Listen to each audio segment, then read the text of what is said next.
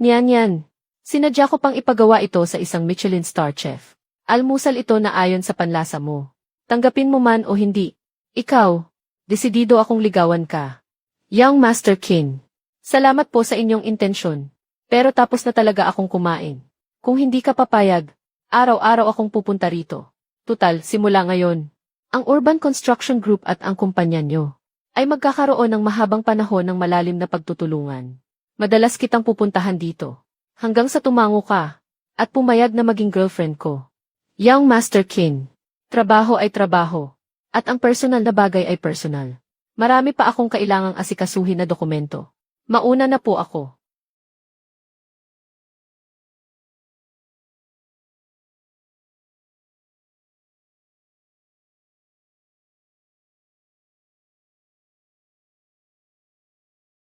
Sinabi mo kay Kinyu na wala kang boyfriend.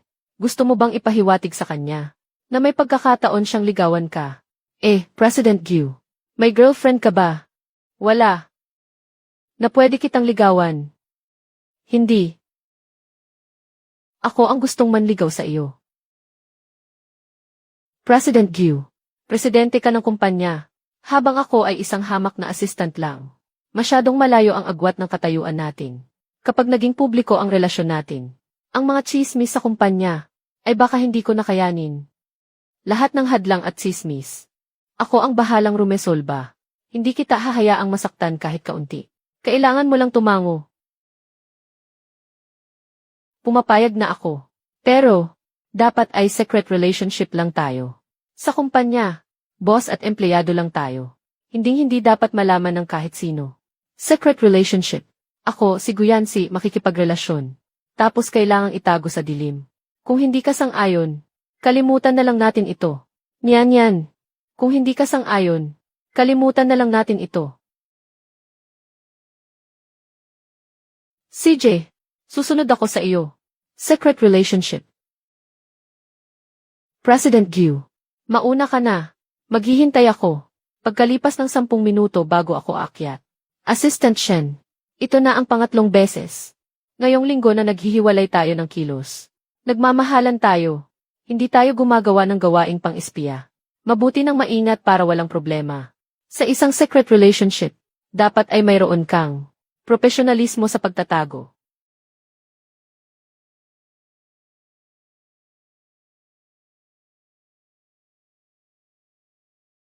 Guyansi, nababaliw ka na ba, may tisi? Guyansi, nababaliw ka na ba? May tisi. Blind spot ito. Hindi abot ng kamera. Saka ang lamig ng kamay mo. Sino pa ba ang hahawak nito kundi ako? May tao. President Gyu. Dito rin po pala kayo sasakay sa elevator. Assistant Shen. Bakit ang pula ng mukha mo? Mainit ba rito sa elevator? Opo. Medyo kulob. Kulang sa oxygen. Assistant Shen. Pumunta ka sa opisina ko mamaya.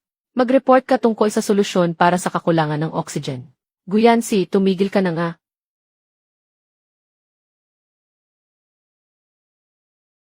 Ang sarap talaga ng ganitong buhay na walang pila. Ang galing. Kung gusto mo, araw-araw kitang bibilhan. Director Lin. Hindi po pwede si President kung ngayon may emergency po. Emergency. Ang kulay ng sample na ito, kailangang maaprubahan agad ni MC. Gyu, Gyu, tingnan niyo po itong ash gray. Gu, kumakain pala kayo. Common sense ang kumatok bago pumasok. Kailangan ko pa bang ituro yan sa'yo? Pasensya na po, Gyu, nagmamadali lang po talaga ako. Bakit po kayo? Kumakain ng pang-2 tao mag-isa. Parang may narinig ako kanina. May gumagalaw sa ilalim. May pusa bang nakapasok? Linlan, nandito ka ba para magpa-approve ng kulay? O para maging animal expert? Nagbibiro lang po, tungkol naman sa sample na damit. Itutuloy na ba natin ang gray? Sige na, bumalik ka na sa trabaho. Sige po, Yenmite. Gyu.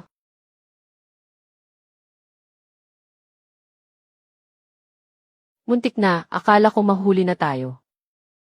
Baby, kung takot kang mahuli tayo, bakit hindi na lang natin aminin sa lahat? Huwag, hindi pa ako handa. Kumain ka na riyan. Kailangan ko nang bumalik sa trabaho.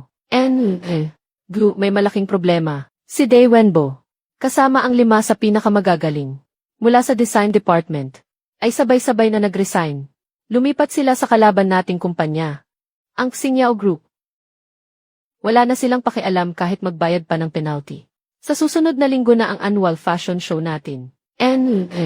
Gu, hindi lang sila kumuha ng tao. Ang main designs nila at ang mga isinumite ni Day Wenbo noon ay 70% magkatulad.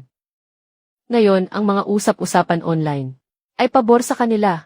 Sinasabi nilang wala nang maisip ang Gu Group at nanggagaya na lang tayo. Iminumungkahi ko na kanselahin agad ang annual fashion show at maglabas ng public apology. Kapag itinuloy natin ang show, ipapahiya lang natin ang sarili natin. Hindi pwedeng kanselahin ang show. Kapag umatras ang Gu Group, ang bansag na plagiarist ay habang buhay nang didikit sa atin. May karapatan ka bang magsalita rito? Ito ang mga naipon kong sketch para sa Breaking the Cocoon series nitong 2 taon. Ibang-iba ito sa estilo ni Day Wenbo. Bigyan niyo ako ng 3 araw. Kasama ang team ko. Tatapusin namin ang lahat ng designs para sa show. Kalokohan, anong ipapangako mo? Ang posisyon ko bilang CEO ang itataya ko. Simula ngayon, si Shen Yan na ang interim director ng design department. Kapag pumalpak ang show, magbibitiw ako sa tungkulin. Nababaliw ka na ba? Dahil lang sa isang baguhang babae, itataya mo ang buong Gu Group. Hay! Tatapusin ang mga damit para sa show sa loob ng 3 araw. Alam mo ba kung gaano kabigat ang gawaing kinuha mo? Alam ko. Halos imposible itong matapos. Pero, itinaya mo ang posisyon mo bilang para suportahan ako. Hindi ka ba natatakot na baka pumalpak ako at maging sanhi ng pagkakatanggal mo? Dahil, naglakas loob kang itaya ang 2 taon ng pinaghirapan mo.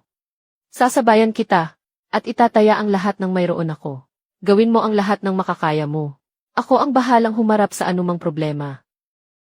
Sa fashion show na ito, hindi ko hahayaang mapahiya ang Gu Group at lalong hindi ko hahayaang matalo ka. Manager, sa makalawa na ang fashion show. Tapos sasabihin mo sa akin ngayon na ang printing machines at cutting beds ay nagkaroon ng malawakang sira sa motherboard. Paano nangyari yon? Director Shen. Wala akong magagawa kung sira ang mga makina. 1 linggo ang pinakamabilis na oras para maayos ito. Siguradong maantala ang pag-deliver. Gago, siguradong may kalokohang nangyayari. Anong nangyari? May problema sa pabrika. Sabi ng manager, sira lahat ng makina. Tigil ang lahat ng trabaho. Kung walang sample na damit, mapapahiya tayo sa fashion show.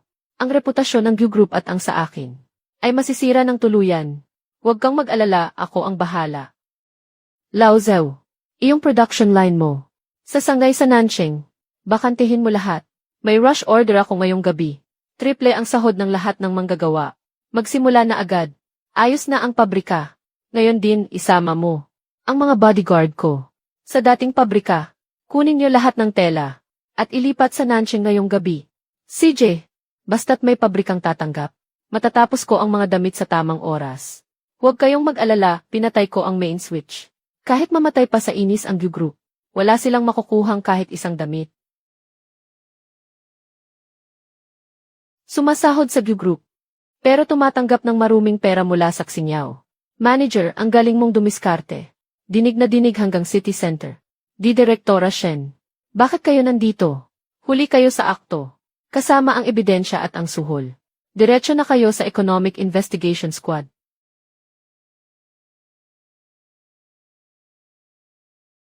Diyos ko, ang kakaibang istruktura na ito.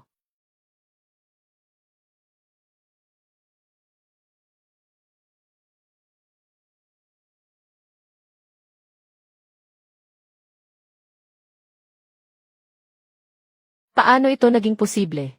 3 araw lang. Paanong nagawa ito?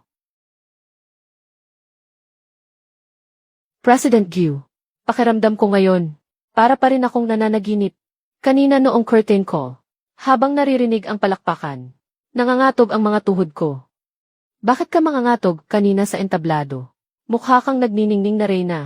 Niyan. Isang malaking tagumpay ang show ngayong gabi. Naisalba ang stock price ng Gu Group. At ang pangalan mo ay siguradong kakalat sa buong mundo ng fashion. Dapat akong magpasalamat kay President Gu. dahil handa siyang itaya. Ang posisyon niya bilang isisi para samahan ako sa kabaliwang ito. Ngayong tapos na ang krisis, dapat na nating pag-usapan ang personal na bagay. Personal na bagay. Ayaw ko nang makipagrelasyon sa iyo ng patago. Bukas sa Victory Banquet, ipapakilala kita ng formal sa lahat, hindi bilang Direktora Shen, kundi bilang tunay na mapapangasawa ni Guyancy. CJ, hindi na tayo magtatago. Sabay nating haharapin ang lahat bukas. Sa fashion show na ito, hindi lang natin winasak ang plano ng ating mga kalaban, kundi nakamit din natin ang pinakamataas na sales record ng Gu Group sa loob ng 3 taon. Ang lahat ng ito ay dahil sa isang tao. Formal ko itong inaanunsyo. Si Shen Yan ang tatayo bilang opisyal na direktora ng Design Department ng Gu Group. Bukod sa trabaho, nais ko ring gamitin ang pagkakataong ito para mag-anunsyo ng isang personal na bagay. Ang binibining ito sa tabi ko, si Shen Yan, ay siya rin kay Guyancy na. Sandali lang. Ma, bakit kayo nandito?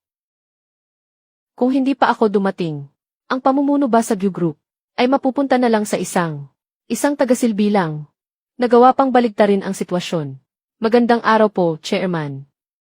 Yancy, ang pag-promote mo sa kanya bilang direktor para pakalmahin ang mga empleyado ay hindi ko napakikialaman. Pero ang posisyon ng magiging asawa ng tagapagmana ng pamilya Gu ay hindi para sa kung sino-sino lang na nagnanais nito. Tita, wag na po kayong magalit. Senior, baka pansamantala lang siyang nabulag sa inyong lahat. Habang narito ang media ngayon, opisyal kong iaanunsyo ang isang masayang balita. Ang aming Gu Group, sa susunod na buwan, ay makikipag-alyansa sa top investment bank ng Wall Street sa pamamagitan ng pagpapakasal kay Song Zi ng pamilya Song. Sa isang opisyal na engagement, tingnan mo ang iyong katayuan. Ang isang maya ay hinding-hindi magiging phoenix. Ano nang ginagawa mo? Narating ng pamilya Gu ang tagumpay na ito. Dahil sa sariling kakayahan, hindi kailangang gamitin ang kasal ko para lang sa anumang interes. Si Shen Yan ay hindi lang ang nagligtas sa ating fashion show, kundi siya rin para sa akin, si Guyancy. Sa buhay na ito, ang tanging kikilalanin kong tunay na nobya, sino mang magtangkang saktan siya, ay kailangang dumaan muna sa akin. Sumama ka sa akin sa labas. Shen Yan, huwag mong isipin na dahil tinulungan ka ni Senior kanina, ay sigurado na ang pwesto mo bilang asawa ng tagapagmana ng pamilya Gu. Kahit humalo pa ang isang ligaw na manok sa mga swan, hindi pa rin ito maitatago ang amoy ng kahirapan. Tama. Z, tingnan mo ang suot niya. Basura lang yan. Wala man lang logo ng brand. Baka nirentahan lang yan sa kung saang palengke o galing sa ukay-ukay. Ang suot ko ay mula sa isang workshop sa Milan, France. Gawa ng isang chief designer. Isang custom-made na gawang kamay. Haute couture. Nagkakahalaga ito ng 2 milyon. Ang bawat maliit na diamante rito ay katumbas na ng 10 taon mong pagtatrabaho. Hindi ka makakasuot nito sa buong buhay mo. 2 milyon. Miss Song, naloko ka. Ano nang pinagsasabi mo? Ikaw na hindi man lang alam ang mga sikat na brand. Ano nang alam mo sa high-end? Una, ang tunay na haute couture ay dapat perpektong lapat. Sa golden ratio ng katawan, ang tahi sa bewang mo ay halatang lumihis ng 2 sentimetro. Kaya naman ang tela sa may tiyan mo ay medyo lukot at nagmumukha kang mataba. Ang mga mananahi sa top workshops ay hinding-hindi gagawa ng ganoong klaseng pagkakamali. Ikaw, huwag kang magpanggap na eksperto rito. At dahil hindi tama ang sukat sa iyo, ipinaayos mo ito sa isang hamak na mananahi. At napakapangit ng ginawang pangalawang modifikasyon.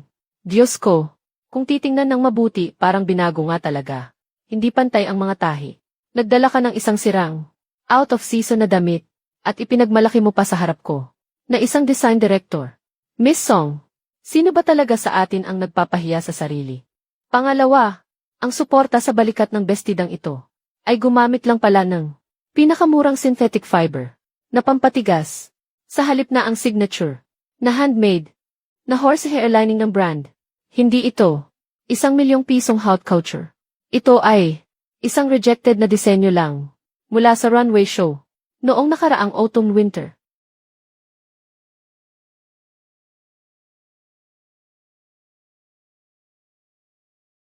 Ang tindi mo naman, Director Shen.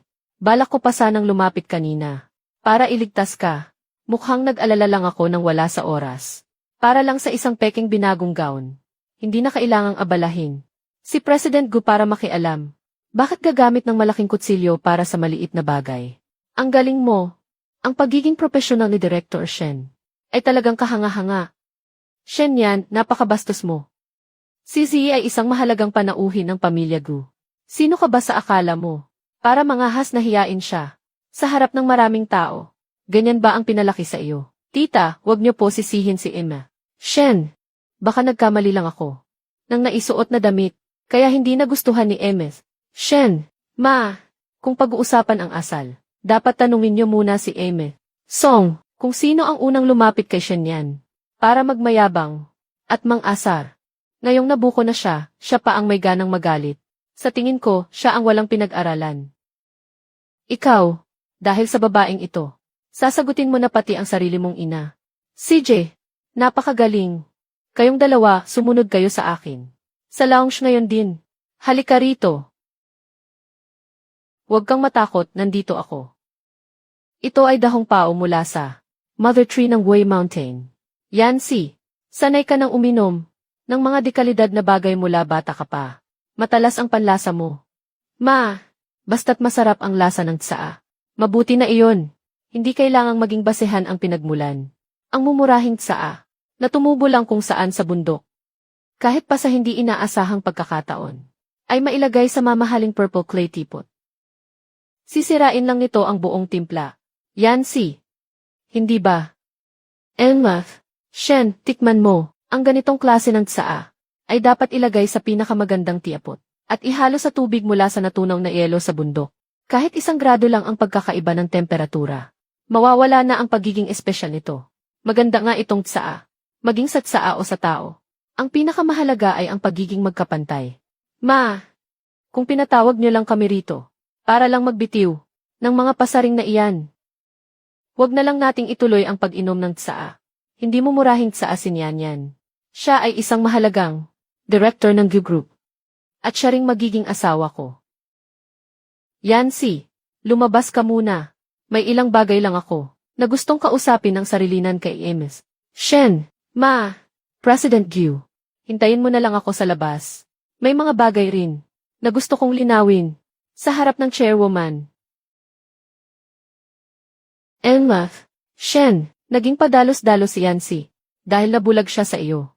Naiintindihan ko iyon, pero ang mapapangasawa niya ay dapat iyong kayang makipagsabayan sa kanya, at hindi ang isang taong katulad mo.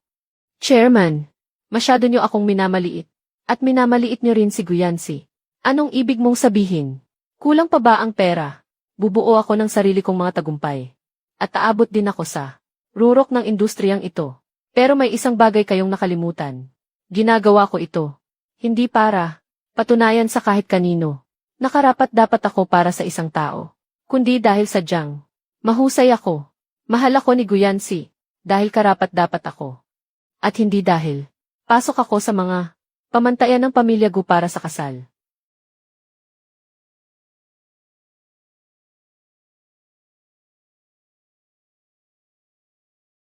President Gu, ito ang resignation letter ko. Dahil ba ito sa pagpunta ng nanay ko kahapon? Kung dahil sa kanya, huwag mo na siyang pansinin. Ako na ang bahala sa kanya. Hindi lang ito dahil sa chairman. Yancy, hanggat dala-dala ko, ang tatak bilang empleyado ng Gu Corporation. Kahit gaano pa kaganda, ang mga disenyo ko sa hinaharap, o gaano man kalaking parangal ang makuha ko. Sa mata ng ibang tao, ako ay isa lamang. Palamuti na sumikat lang dahil kay President Gu. Hindi ako natatakot sa mga chismis. Pero hindi ko matatanggap na ang mga pangarap ko ay madungisan ng pera at opinyon ng publiko. Gusto kong sa tuwing makikita ng mga tao ang mga gawa ko, ang unang papasok sa isip nila ay ang designer na si Shen Yan. At hindi lang basta girlfriend ni Guyancy. Dahil may sarili ka ng plano, gawin mo ito ng may lakas ng loob. Hindi mo ba ako pipigilan? Bakit naman kita pipigilan? Ang babaeng pinili ko, si Guyancy, ay hindi kailanman naging ibon, na nakakulong lang sa gintong hawla, kundi isang agila na isinilang, para lumipad sa kaitaasan. Sige lang, ituloy mo. Patunayan mo sa lahat na mararating mo rin ang mas malawak na kalangitan.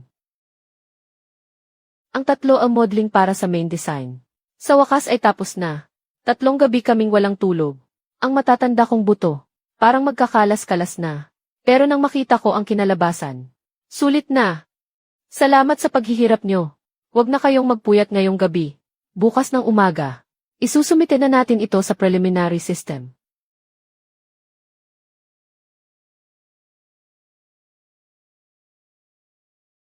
Pasensya na, President Shen. Ang tao ay gagawin ang lahat para sa pera. Gaya ng ibon na namamatay para sa pagkain.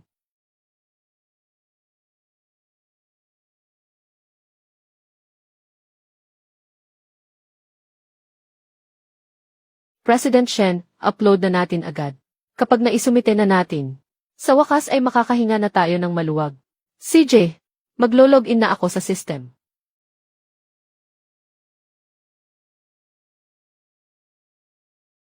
Hindi ito aksidente. May nakialam nito. Ano? Nasaan na ang mga design natin? Pinatay ang Clouds Smith kagabi. Pati ang history records ay binura. Walang itinira. Paano nangyari to? President Shen, maayos pa naman ang lahat. Noong umalis kayo kagabi, nananakawan ba tayo? Ang 3 buwan nating pinaghirapan. Nawala lahat. Alas 10 na ng umaga. 5 oras na lang bago ang deadline. Kahit milagro hindi naaabot. Ito na ang tanging pagkakataon ng brand natin para makabangon. A-report na natin sa pulis, President Shen. Siguradong pananabotahe ito sa negosyo. Gamitin natin ang police report. Pumunta ka sa komite ng kompetisyon at humingi ng extension. Baka may pag-asa pa tayo. Ang panuntunan ay panuntunan. Ang pag-extend ay katumbas ng pag-atras. Pwedeng mag-crash ang makina, pero ang mga blueprint sa utak ko, hindi basta-basta mawawala. Pero President Shen, sa dami ng datos na iyon, at mga structural lines, paano iyon matatandaan ng utak ng tao? Ako ang mananagot kapag nagkamali ako. Ito na ang huling pagkakataon natin. Lao Zhang, kunin mo ang ruler at compass mo. Tulungan mo akong gumuhit ng mga reference line. Sige po, Xiao Li. Ngayon din, mag-download ka ng pinakamalinaw na scanning software. Ayusin mo ang ilaw. Sa bawat matatapos kong drawing, i-scan mo agad. At convert sa CD format. Dapat walang reflection. CJ, masusunod po, President Shen.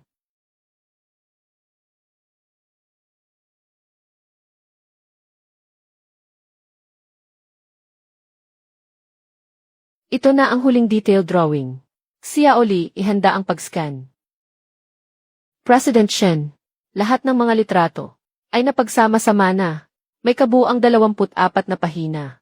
Click ang submit. President Shen, balita ko ang Xingyao Capital ay gumastos ng malaki para kumuha ng rendering team mula sa ibang bansa. Tayo na umaasa lang sa hand-drawn sketches. Kaya ba talaga nating talunin ang mga magarbo nilang 3 drawings? Ang puso ng disenyo ay ang kaluluwa nito. Hindi ito nakadepende sa makina. Taegu Design. Puro lang filter ang gawa nila. Hindi ba ito ang dating direktor ng aming group? Sa pamamagitan lang ng ilang pirasong basurang papel, nakapasok ka pa sa finals. Mukhang ang standard ng international competition na ito ay bumababa na talaga, basta't maganda ang disenyo. Kahit sanga pa ng puno ang gamitin para gumuhit sa buhangin, makakapasok pa rin sa finals. Miss Song, mas mabuting pagtuunan mo ng pansin ang sarili mong gawa. Baka galing na naman iyan sa kung saang workshop at nireporma lang na second-hand design. Tama ako, di ba? Miss Song. Shen Yan, huwag kang masyadong mayabang. Akala mo ba sa pamamagitan ng ilang sketches, malayo ang mararating mo? Sayang naman. Ang original mong set ng Sterry Egas Deconstruction na 3 drawings. Napakaganda sana yun. Pero sa huli, ang naipasa mo lang ay ilang piraso nang walang kwentang hand-drawn na papel. Anong laking panghihinayang? Anong sabi mo? Sabi ko, ang mga basurang papel mo ay hinding-hindi mananalo sa akin. Sa finals, Song Zi, kailanman ay hindi ko isinapubliko na ang pangunahing tema nito ay Sterry Egas Deconstruction. Kahit ang mga hurado ay walang alam. Paano mo nalaman ang pamagat ng orihinal kong gawa? Hula ko lang. Noong nasa group ka pa, hindi ba't mahilig ka sa mga ganitong pasikat na mga pakulo? Hula lang. Maging ang salitang deconstruction na nasa file notes ko ay nahulaan mo ng walang labis, walang kulang. Miss Song, marunong ka ba talagang magbasa ng isip?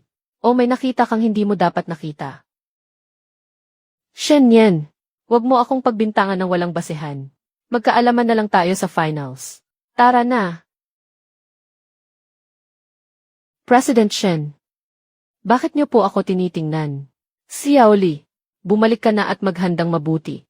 Para sa tela sa finals. Sa mga susunod na araw. Kailangan mong galingan.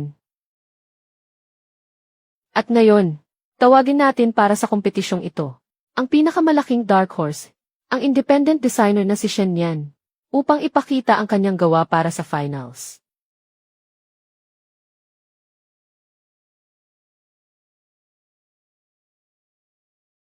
Ang estilo ng gawang ito ay talagang hindi inaasahan. Hindi ito ang gawa ko. Kalokohan, Shen Yan. Ito ba ang inihanda mo? Sa loob ng isang buwan para sa finals. Isa itong insulto sa pagdidisenyo. At sa mismong finals na ito, mga hurado, ang backend system ko ay sadyang pinakialaman ng kung sino. Ang isinumit ko ay hinding-hindi ang file na ito. Pinakialaman. Miss Shen, ngayong wala na ang suporta ng Gu Group. Ang tunay mong galing ay hanggang basurang ito na lang. Sabihin mo na lang kung wala ka nang maisip. Huwag ka nang gumawa ng palusot. Ang account password ko, bukod sa akin, ay tanging ang assistant ko lang ang nakakaalam. Sinasadya ang pagpapalit na ito. Naku, senior. Ang sakit naman ng mga sinasabi mo. Naubusan ka lang ng inspirasyon. Kaya nakagawa ka ng ganitong nakakadiring basura. Ngayon, para makatakas sa responsibilidad. Pati ang sarili mong